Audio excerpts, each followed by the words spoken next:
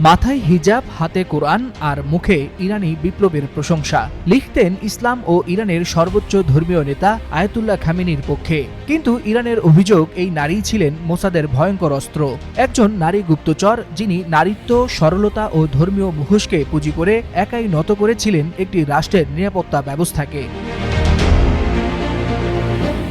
নাম Catherine Perez সকদাম। British ফরাসি বংশোদ্ভূত এক নও-মুসলিম। নিজেকে ঘোষণা করেছিলেন শিয়াপন্থী মুসলিম হিসেবে। তার লেখালেখি ঠাঁই পেয়েছিল খামেনির ওয়েবসাইটেও। কিন্তু এসব ছিল এক অভিনব প্রতারণা। তার আসল পরিচয়, তিনি ইসরায়েলি গোয়েন্দা সংস্থা মোসাদের হয়ে কাজ করা একজন নারী গুপ্তচর। 2017 থেকে 2021 সাল পর্যন্ত ইরানে বিভিন্ন সময় প্রবেশ করেছেন ক্যাথরিন। পরিচয় দিয়েছেন সাংবাদিক, গবেষক ও চিন্তাবিদ হিসেবে। সহজেই মিশে যান রেভলিউশনারি গার্ড সহ ইরানের শীর্ষ মহলে। এমনকি তৎকালীন প্রেসিডেন্ট ইব্রাহিম রাইসির সঙ্গেও তার সাক্ষাৎ হয়। তবে সবচেয়ে ভয়ানক ছিল ইরানের সর্বোচ্চ নারী মহলে তার প্রবেশ।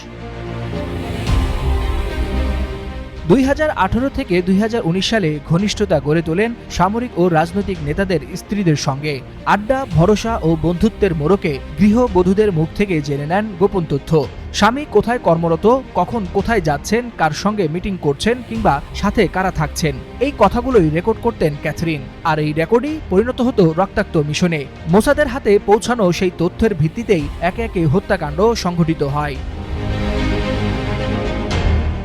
বিশেষজ্ঞদের মতে 2020 ও 2021 সালে যেসব ইরানি পরমাণু বিজ্ঞানী ও সামরিক কর্মকর্তাকে হত্যা করা হয়, তার পেছনে ছিল ক্যাথরিনের সংগৃহীত তথ্য। এমনকি আজও ইসরায়েলের নিখুঁত অভিযানের বহু উৎস সেই সময়ের তথ্য ভাণ্ডার থেকেই আসছে।